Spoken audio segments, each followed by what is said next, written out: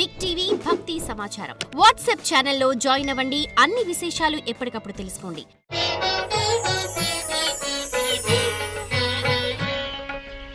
జై వీరబ్రహ్మ జై గోవిందమంబ జై. నేను బి కృష్ణమాచార్య, శ్రీ బ్రహ్మపదం. ప్రపంచంలో ఎక్కడ ఏ వింత జరిగినా, ఏ విచిత్రం సంభవించినా, ఏ ప్రళయం వచ్చినా బ్రహ్మంగారు కాలజ్ఞానంలో చెప్పారు, ఇలా జరుగుతోందని అంటూ ఉంటాం, వింటూ ఉంటాం. జగద్గురు వీరబ్రహ్మేంద్ర స్వాముల వారు ఎప్పుడో 400 సంవత్సరాల క్రితం సాంద్ర సింధువేదమైనటువంటి కాలజ్ఞానాన్ని చెబితే ఈనాడు ఆ అక్షరాలన్నీ కూడా సత్యమైనట్టుగా మన దైనందిన జీవితంలో ఎన్నో వింతలు, విశేషాలు, విశ్వప్రలయాల్ని మనం చూస్తూ ఉంటాం. అటువంటి సందర్భంలో గురుదేవులు చెప్పినటువంటి కాలజ్ఞాన తత్వాల్లో కొన్ని విషయాల గురించి మనం తెలుసుకుంటూ ఉన్నాం. ఈరోజు కూడా వర్ధమాన ప్రపంచంలో జరుగుతున్నవి, గతంలో జరిగిపోయినవి, సమీపమైన భవిష్యత్తులో కూడా జరగడానికి ఆస్కారం ఉన్నటువంటి కొన్ని సందర్భాల గురించి మనం తెలుసుకుందాం. శ్రీ గురుదేవులు వీరబ్రహ్మేంద్ర స్వామి వారి యొక్క కాలజ్ఞానంలో ఒక ముఖ్యమైనటువంటి వాక్యం, పట్టపగలే చుక్కలు కనిపించును, బంగళాదేశమున ఉగ్రమైన కలి శక్తి రూపము దాల్చి నరుల నెత్తురు తాగును, పశ్చిమ దేశమున మాతంగి శక్తి పుట్టును. గురుదేవులు వీరబ్రహ్మేంద్ర స్వాముల వారి యొక్క కాలజ్ఞానాన్ని అనుసరించి చూస్తే పట్టపగలే చుక్కలు కనిపించటం, నక్షత్రం, నక్షత్రోదయం అని మనకందరికీ కూడా తెలిసింది ఏంటంటే సూర్యుడు అస్తమించినటువంటి తర్వాత మాత్రమే ఈ చుక్కలు, నక్షత్రాలు మనకు కనిపిస్తాయి. కానీ పట్టపగలే చుక్కలు కనిపిస్తాయని గురుదేవులు చెప్పినట్టుగా ఈనాడు ప్రపంచంలో కొన్ని దేశాలు మరికొన్ని దేశాల మీద అణు విస్ఫోటన, అణు బాంబులు లేక కొన్ని రకాలైనటువంటి పరిస్థితుల వల్ల చుక్కలను పోలినటువంటి విస్ఫోటన పదార్థాలు కాంతి రూపంలో పట్టపగలే చుక్కల్లాగా కనిపిస్తున్నటువంటి పరిస్థితి. ఇజ్రాయెల్ మరికొన్ని శత్రు దేశాలకు సంబంధించినటువంటి యుద్ధపూరితమైనటువంటి వాతావరణాన్ని మనం చూస్తున్నాం. నిజంగా పట్టపగలే చుక్కలు కనిపిస్తూ ఉన్నట్టుగా అత్యంత విస్ఫోటనం, ప్రకాశవంతమైనటువంటి పదార్థాలు చుక్కల రూపంలో ఆకాశంలో తేలియాడుతున్నటువంటి పరిస్థితిని మనం చూస్తూ ఉన్నాం. అలాగే సూర్యుడు అస్తమించక ముందే, నక్షత్రోదయం కాకమునిపే సాయంకాలం 4 నుండి 5 నుండి కూడా భారతదేశంతో సహా కొన్ని ప్రాంతాల్లో నక్షత్రాలు, చంద్రుడు కూడా కనిపిస్తున్నటువంటి ప్రకృతి విరుద్ధమైనటువంటి స్థితిగతుల్ని మనం చూస్తూ ఉన్నాం. మనందరికీ తెలుసు, కాళికా అమ్మవారి యొక్క స్వరూపం, రౌద్ర స్వరూపంగా ఉన్నటువంటి అమ్మవారి యొక్క శక్తి గురించి మనకు తెలుసు. గురుదేవులు వీరబ్రహ్మేంద్ర స్వాముల వారు అంటారు, శక్తి రూపమును దాలుస్తుందయ్యా బంగాళాదేశంలో ఉగ్రమైనటువంటి కాళి అని. ఆ కాళికాదేవి ఆ ఉగ్రమైనటువంటి శక్తి స్వరూపాన్ని దాల్చటం వల్ల నరుల యొక్క రక్తాన్ని తాగుతుంది అని. దీని వర్ధమాన ప్రపంచంలో మనం చూస్తే ఈ మధ్యకాలంలో గడిచిన 1-2 నెలలుగా విపరీతమైన నరభేదం జరుగుతోంది. అక్కడ విపరీతమైనటువంటి రక్తాన్ని మనం చూస్తున్నాం, రుధిరాన్ని చూస్తున్నాం, రక్త ప్రవాహాన్ని చూస్తున్నాం. మనుషులందరినీ కూడా, పరమతాలందరినీ కూడా వాళ్ళ మతంలోకి రాని కారణంగానో, మత విద్వేషవంతమైనటువంటి చర్యల కారణంగానో బంగ్లాదేశంలో, ఈ వర్ధమాన ప్రపంచంలో ఇదే 2024వ సంవత్సరంలో నెత్తుటి మడుగుల్ని మనం చూస్తున్నాం. కాళికా స్వరూపం ఉగ్రమైనటువంటి స్వరూపంగా మారిందేమో. అక్కడ మనం అనుకుంటాం, కలకత్తా బెంగాలీ దేశంలో ఉన్నటువంటి కాళికా అమ్మవారి గురించి ప్రశస్తవంతమైనటువంటి పరిస్థితులను మనం చూస్తాం. దానికి పక్కనే ఉన్నటువంటి బంగ్లాదేశానికి అమ్మవారి యొక్క శక్తి స్వరూపం తరలి వెళ్ళిందేమో. ఆమె తేజో రూపం చేత విలయ తాండవం చేస్తుందేమో. అందుకే ఈ నెత్తుటి నరమేధం జరుగుతుందేమో. కలకత్తా కాళికాస్త బంగ్లాదేశానికి వెళ్ళి ఈ నరమేధం జరుగుతోందని గురుదేవులు వీరబ్రహ్మేంద్ర స్వాముల వారు కార్యజ్ఞానంలో ఎప్పుడో చెప్పినటువంటి మాట ఇది వాస్తవమైందిగా, నిజమైందిగా మనం భావన చేయొచ్చు. అలాగే గురుదేవులు చెప్పినటువంటి గొప్ప మాట, కాలజ్ఞానంలో ఇప్పటి వరకు మరోసారి సత్యమైనటువంటిది. పంజాబు దేశమున వేలాది జనులు మతము వల్ల కొట్టుకు చచ్చేరయ్యా, హైదరాబాదు నందు తురకలిందువులు ఒకరినొకరు నరుకొని చత్తేరయ్యా. ఆపరేషన్ బ్లూ స్టార్ 1980 దశకానికి అటు ఇటుగా సిక్కుల యొక్క మత మందిరం, మత దేవాలయమైనటువంటి స్వర్ణ దేవాలయం మీద ఆనాటి ప్రధానమంత్రి శ్రీమతి ఇందిర ఆపరేషన్ బ్లూ స్టార్ పేరుతో కొన్ని మతోన్మాద శక్తులు లేదా ఉగ్రవాదులందరూ కూడా స్వర్ణ దేవాలయంలో దాక్కున్నారన్నటువంటి సమాచారం మేరకు ఆపరేషన్ బ్లూ స్టార్ చేశారు. ఆ సందర్భంలో పంజాబు దేశమున వేలాది జనులు, కొంతమంది ఉగ్రవాదులు అవ్వచ్చు, సిక్కులు అవ్వచ్చు, లేదా అక్కడ ఉన్నటువంటి ప్రజలు అవ్వచ్చు, ఒకరిని ఒకరు నరుక్కొని చచ్చినటువంటి సందర్భం.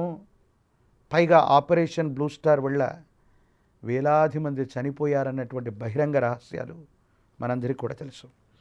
అలాగే ఈ ఉభయ తెలుగు రాష్ట్రాల్లో తెలంగాణ ప్రస్తుత రాజధాని అయినటువంటి ఈ భాగ్యనగరం హైదరాబాదులో కూడా మతోన్మాద కల్లోలాలు జరుగుతాయని గురుదేవుల యొక్క కాలజ్ఞానం. అన్నదమ్ములుగా కలిసి ఉన్నటువంటి మనమందరం ఏ కులము, వర్గము, వైషమ్యం లేకుండా ప్రశాంతంగా జీవిస్తున్న భాగ్యనగరంలో 1990 దశకంలో అనుకుంటాను కొన్ని మతోన్మాద కల్లోలాలు జరిగాయి. హిందువుల మధ్య, మహమ్మదీయుల మధ్య వైరాలు చూసాం. శ్రీ గురుదేవుల యొక్క కాలజ్ఞానం, సాందర సింధువేదం ప్రామాణికగా మళ్ళీ చెబుతున్నది ఏంటంటే, పంజాబ్ దేశంలో మళ్ళీ ఇలాంటి నరమేధం ఏదో జరగబోతుంది. అలాగే భాగ్యనగరమైనటువంటి హైదరాబాదులో కూడా మతోన్మాదం వల్ల జనులు ఒకరినొకరు కొట్టుకొని చచ్చేటువంటి పరిస్థితులు ఉన్నాయి. ప్రశాంతకరమైనటువంటి జీవితంలో భారతదేశంలో కాదు, ప్రపంచ దేశాల్లో పేరున్నటువంటి ఈ హైదరాబాదు నగరం కొన్ని మతోన్మాద చర్యలకు లోబడబోతుంది. యుద్ధపూరితమైనటువంటి వాతావరణాన్ని మనం చూడబోతున్నాం. హైదరాబాదులో మతాల వల్ల నరమేధం జరగబోతుందేమో. దీని కారణంగా కేంద్రానికి సంబంధించినటువంటి బలగాలు అవ్వచ్చు, హైదరాబాద్ నగరం అవ్వచ్చు, సమీపమైనటువంటి భవిష్యత్తులో కేంద్రం యొక్క అధీనంలోకి వెళ్ళిపోయినా ఆశ్చర్యం లేదు. అటువంటి నరమేధం జరగడానికి ఆస్కారం ఉన్నటువంటిది శ్రీ గురుదేవుల యొక్క కాలజ్ఞానం చెబుతోంది. నిజంగా మనందరం కూడా శాంతితో, పరమత సహనంతో, అన్నదమ్ముళ్ళలాగా అన్ని కులాలు, మతాలు కలిసిపోయి మనం జీవిస్తూ ఉన్నాం. కానీ ఈ కలిమాయ పురుషుడి యొక్క ప్రభావము సమీపమైనటువంటి భవిష్యత్తులో ఇలాంటి సంఘటనలు జరగబోతున్నాయని గురుదేవులు వీరబ్రహ్మేంద్ర స్వాముల వారు కాలజ్ఞానంలో చెప్పినట్టుగానే కొన్ని సంఘటనలు జరుగుతున్నాయి. ఎందుకంటే మహోన్నతంగా మనం దేవతా స్వరూపాల్ని మనం పూజిస్తూ ఉంటాం. ప్రతి ఊరికి ఒక గ్రామ దేవత అమ్మవారి స్వరూపం ఉంటుంది.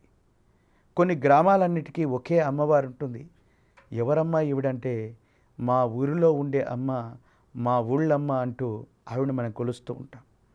అటువంటి ఈ హైదరాబాదు నగరంలో ముత్యాలమ్మ అమ్మవారి యొక్క ఆలయ ప్రాంగణంకు వెళ్ళి అమ్మవారి యొక్క మూల విరాట్ని లేదా ఆలయాన్ని కూడా ధ్వంసం చేస్తున్నటువంటి ముష్కరుల మీదకి వెళ్ళి శాంతియుతంగా ధర్నా చేస్తున్నటువంటి పరిస్థితిని చూస్తూ ఉంటే, సనాతనమైనటువంటి ధర్మాన్ని కోసం మన ఆలయాలని, మనకు సంబంధించిన సనాతన ధర్మాన్ని రోడ్డు మీదకి వెళ్ళి మనం పరిరక్షణ చేసుకోవాల్సిన పరిస్థితులు వచ్చాయి.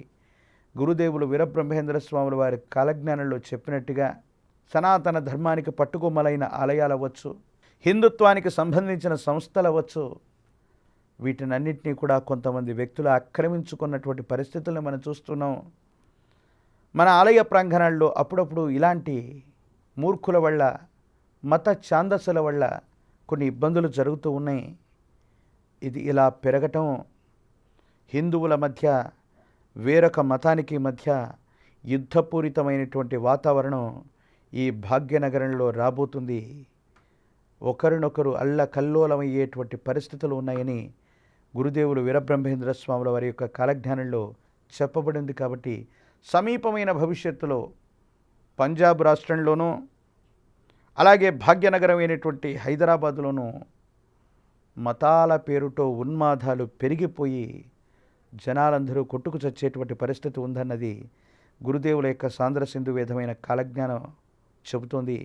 అలా జరగకుండా ప్రశాంతకరమైనటువంటి జీవితాన్ని గడపాలని ఆ గురుదేవుల్ని మనం శరణాగతితో మనం ప్రార్థన చేయవలసి వస్తుంది. ఎందుకంటే ఎంతో ఆందోళన, సమీపమైనటువంటి భవిష్యత్తును చూస్తే మన జీవితాన్ని, మన భవిష్యత్తుని, మన వారసుల యొక్క స్థితిగతుల్ని వీటన్నిటిని ఒకసారి ఊహిస్తేనే మన ఆందోళన కలిగించేటువంటి పరిస్థితులు ఇవి. అలాగే గురుదేవుల యొక్క కాలజ్ఞానం అనుసరించి చూస్తే మరో ముఖ్యమైనటువంటి మాట ఉంది ఇక్కడ. దక్షిణ దేశమున దుష్టపాలకులు అధికమై దేశాన్ని దోచేదయ్యా, అన్ని రంగాల్లో స్త్రీలు గద్దెలెక్కేరు, ఉద్యోగమే స్త్రీ లక్షణం భయ్యేను. దక్షిణ భారతదేశంలో పరిపాలన చేస్తున్నటువంటి వాళ్ళలో దుష్ట పరిపాలకులు అధికమవుతారు. ప్రజల చేత ప్రజల కొరకు ఎన్నుకోబడ్డటువంటి ప్రజాస్వామ్య వ్యవస్థలో మనం ఉన్నాం. 400 సంవత్సరాల క్రితం జగద్గురు వీరబ్రహ్మేంద్ర స్వాముల వారు కాలజ్ఞానాన్ని రచించినటువంటి సందర్భంలో కేవలం రాజులు, రాజరిక వ్యవస్థలు అవి మాత్రమే ఉన్నాయి. కానీ గురుదేవులు స్వతంత్ర భారతావని గురించి, ఇతర దేశానికి సంబంధించిన వ్యక్తుల భారతావని పరిపాలన గురించి, మహాత్మా గాంధీ గారి యొక్క వృత్తాంతం గురించి కూడా చెప్పి ఉన్నారు. 1947 తర్వాత స్వతంత్ర భారతావనిలో ప్రజల చేత ప్రజల కొరకు ఎన్నుకోబడ్డటువంటి ప్రజాస్వామ్య వ్యవస్థలో మనల్ని పరిపాలించేటువంటి ప్రభువులు వచ్చారు. రాజులు, రాజరిక వ్యవస్థలు, సంస్థానాలన్నీ కూడా అంతరించిపోయినటువంటి పరిస్థితి. కానీ దక్షిణ భారతదేశంలో మనల్ని పరిపాలన చేసే ప్రభువులు, మంత్రులు, ముఖ్యమంత్రులు, రాష్ట్రానికి అధినేతలందరూ కూడా దుష్టులవుతారు. వాళ్ళ స్వార్థపూరితమైనటువంటి ప్రయోజనాల కోసం మనల్ని తాకట్టు పెట్టేటువంటి పరిస్థితి ఉంటుంది. ప్రజలే ప్రభువులు, యథా రాజా తథా ప్రజ అన్నట్టు పరిపాలన చేసే రాజు దుష్టుడైతే పరిపాలించే ప్రజలు కూడా ఆ దుష్టమైనటువంటి బుద్ధిని అవలంబన చేసుకునేటువంటి పరిస్థితిని గురించి కూడా మనం చూస్తూ ఉంటాం. గురుదేవులు వీరబ్రహ్మేంద్ర స్వాముల వారు కాలజ్ఞానంలో చెప్పినటువంటి ఈ మాటని వర్ధమాన ప్రపంచానికి అన్వయం చేసుకుంటే అటువంటి దక్షిణ భారతదేశంలోని లేదా దక్షిణ భారతదేశానికి సంబంధించినటువంటి రాష్ట్రాన్ని పరిపాలన చేసినటువంటి వ్యక్తులు లేదా కుటుంబ సభ్యులందరూ కూడా వాళ్ళ మీద ఆర్థిక నేరాలు, కుంభకోణాలు, హత్యా ప్రయత్నాలు, మానభంగాలు, వీటికి సంబంధించినటువంటి కేసులన్నీ కూడా ఇప్పటికీ కూడా భారతదేశానికి సంబంధించిన అత్యున్నత న్యాయస్థానాల్లో ఇంకా పెండింగ్లో ఉన్నాయి. ఇంకా కూడా సమీప భవిష్యత్తులో దక్షిణ భారతదేశాన్ని పరిపాలన చేసే ముఖ్యమంత్రుల మీద అవినీతి ఆరోపణలు అవ్వచ్చు, వాళ్ళు చేసేటువంటి దగాకోరు తత్వం అవ్వచ్చు అధికమైపోతుంది. ప్రజా సంపదను వీళ్ళందరూ కూడా దోచేస్తారని గురుదేవులు వీరబ్రహ్మేంద్ర స్వాముల వారి యొక్క కాలజ్ఞాన తత్వ సారాంశం.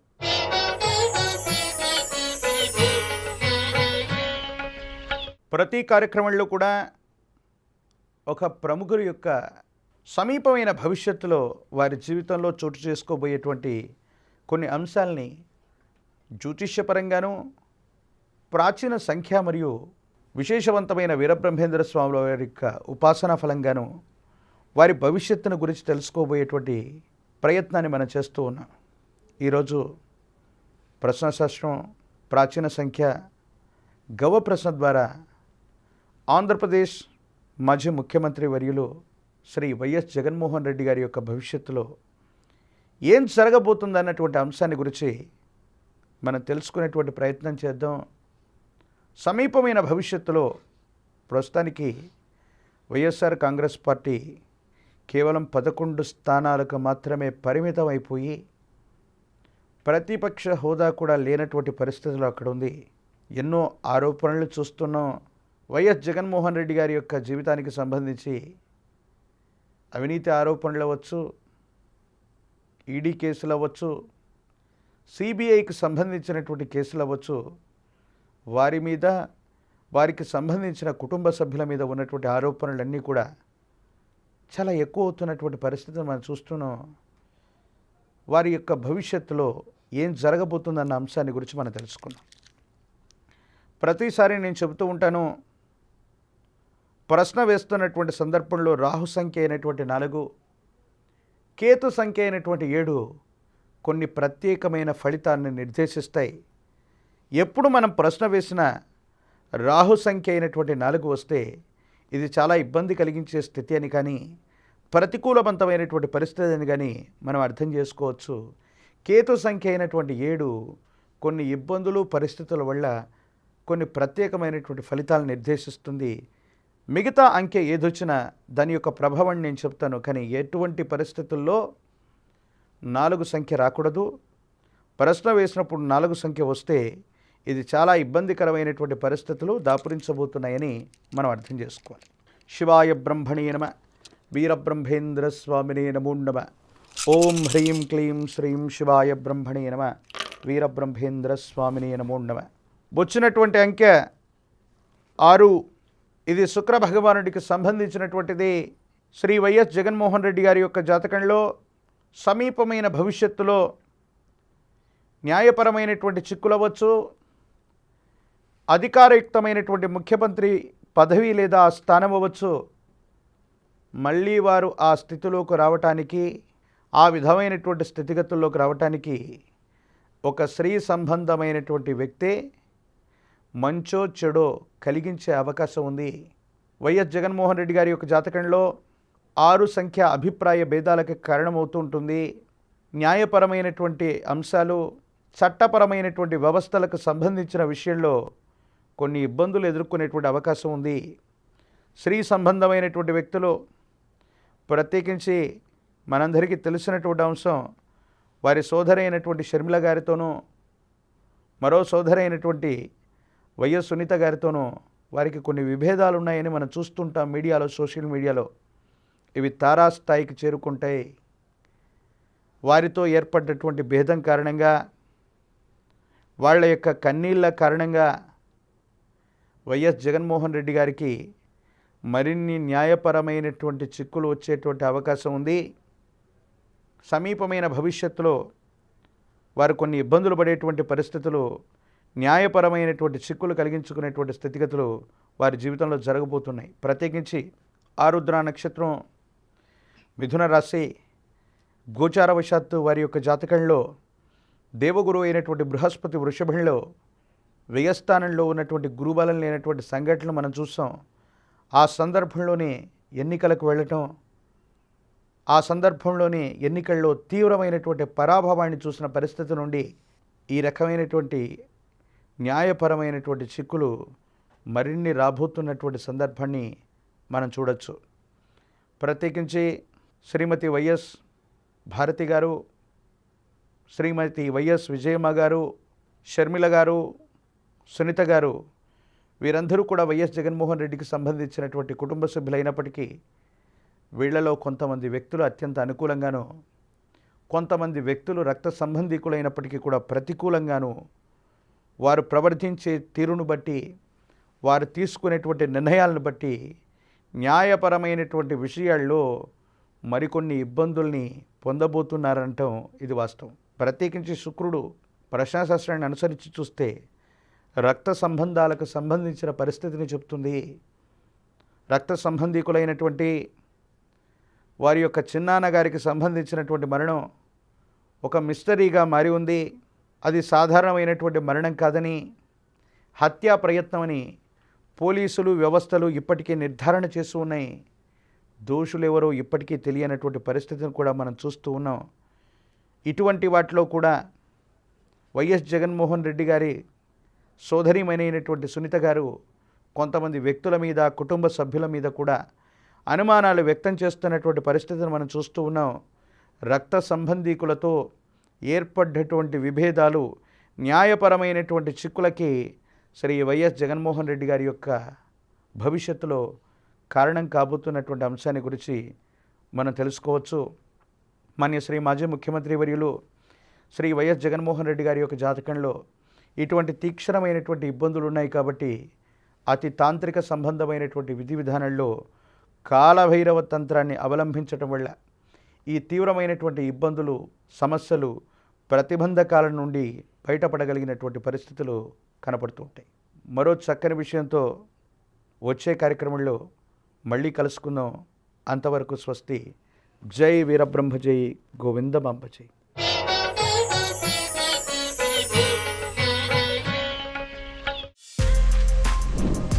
For more videos like this, subscribe Big TV channel.